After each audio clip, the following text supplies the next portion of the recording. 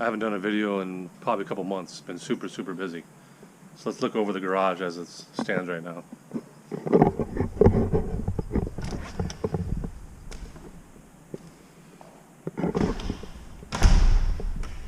This is where we're at. We'll let that go in here. So that material down there is what's going to be on the lower 4 feet, about 50 inches of the wall. Down this wall, which is why you see OSB. It's going to go all the way around. Obviously not in front of the door, but along that wall over there as well. And then up to where the cabinets are going here. Now the cabinets should be here, just like these cabinets, but there's going to be blue over here and black over there. They should be here probably within the next week or so. Maybe 2 at the most, and I can get those installed. We're gonna get this thing broken down. All my tools taken from my old toolbox that I've had forever. I'm gonna sell that thing, and we're gonna get all the tools installed in the cabinets. And then get these installed on the wall with another 48-inch cabinet, just like this black one here, for storage. That opener is gonna be for this door, which is the separation between, I call my daily garage and my workshop back here. So that's why that's there. That opener is gonna be for actually the front garage, because that one's a battery backup, and the one that's on the front garage will be moved to this door here, so I can drive through here just by hitting the remotes and opening and closing the doors. Make it much easier. I've decided I won't add one to this one, even though I wired for it up there. I might do it in the future, but for right now, I don't need to. I don't see a point. So I rewired the lift I changed this one to a plug right here, just so I can run my battery tenders on it.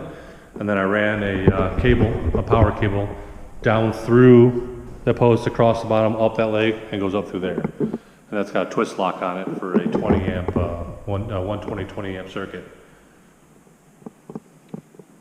And I had a couple more circuits up there before, and that's for the TV going up on the wall, the big plug on the wall. And then we have our workshop lights. Well, that's a pretty big difference, right? I'm gonna add another one over here to fill in the little void area right here in lighting. I'm gonna add another one of those over there. I bought those through Obsessed Garage. And those are the 6-pot LED, or 6-bulb LED, whatever you want to call them. And then obviously we have my mini split, which I just installed last weekend. I posted some pictures on Obsessed Garage, and a lot of people said stuff about the being above the power. I talked to my HVAC buddy, and he says that's not really a big deal, as long as you maintain the filters on top, and the fact that my overflow is actually going down the right side right here. So if it does overflow, it's gonna run down this section here, and that's it. So I'm gonna leave it. I could move it to this wall up here, which my wife suggested I should do that, but as of right now, I'm gonna leave it there, because I like how it kind of blows across the garage this way. So guys, over here, it's actually pushing through and kind of venting air through this way.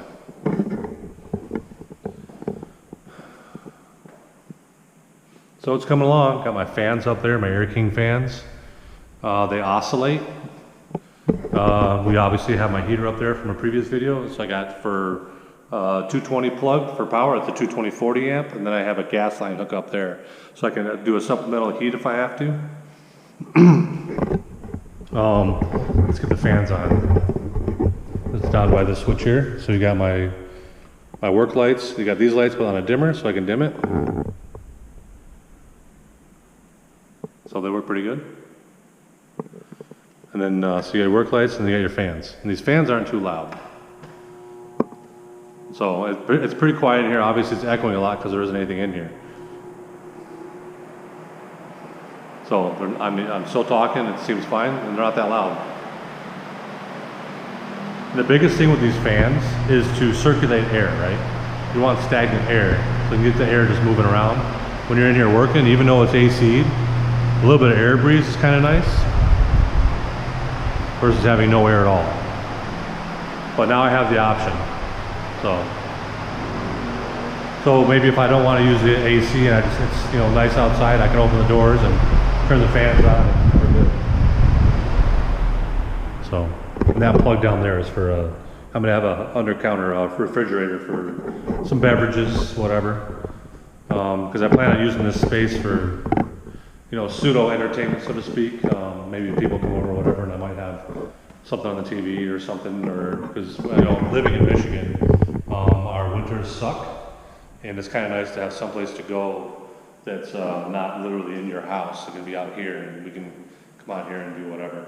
So that's kind of also the plan for the second floor, and then I will eventually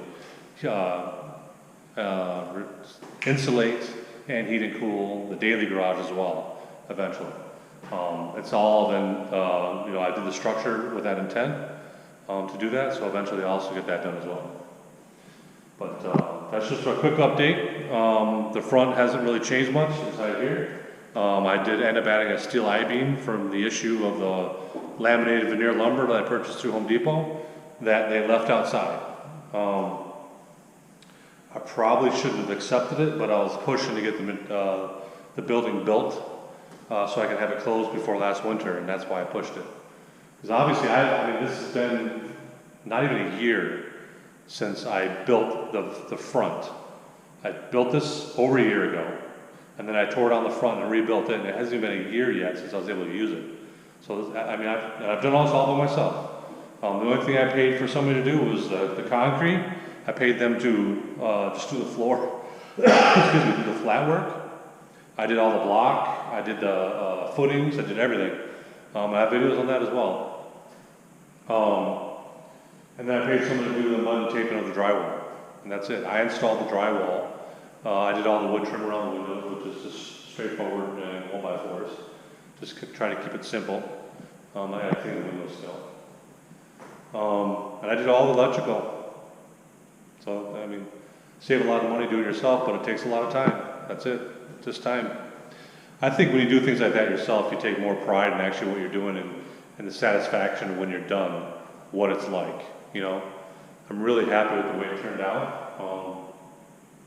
I can't think if I would have changed anything at this point, if I would have did something different. So this is coming together the way exactly what I wanted it. I may not have maybe ran so many plugs, but once you run them, they're done. I mean, I don't ever have to use an extension cord. It is what it is. It doesn't cost really anymore. It's like a couple dollars to run another receptacle. So why not? So, all right, just a quick garage update. Thanks for watching.